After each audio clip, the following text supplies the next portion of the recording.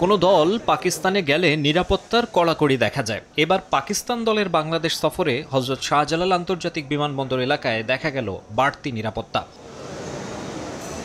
Modern ক্রিকেটে দম ফেলার ফুরসত নেই। একটা সিরিজ বা ইভেন্ট যায়, আরেকটা আসে। প্রায় ১.৫ মাসের শ্রীলঙ্কা সফর শেষে দেশে ফিরতে না ফিরতেই পাকিস্তানের বিপক্ষে সিরিজ। লঙ্কা দ্বীপের শেষ টি-20-র দিনই অতিথিরা ঢাকায়।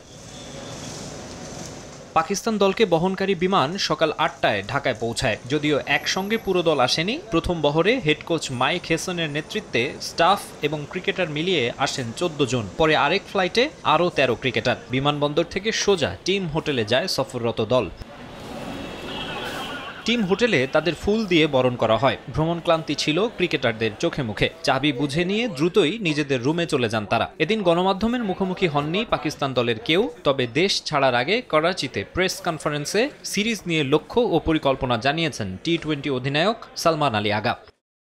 বাংলাদেশকে হালকাভাবে নিচ্ছি না। করাচিতে ট্রেনিং ক্যাম্পে সবাই মনোযোগী ছিল। দুর্বলতা কাটিয়ে উঠতে কঠোর পরিশ্রম করেছি। সম্ভাব্য প্লেইং কন্ডিশন নিয়ে ভেবেছি।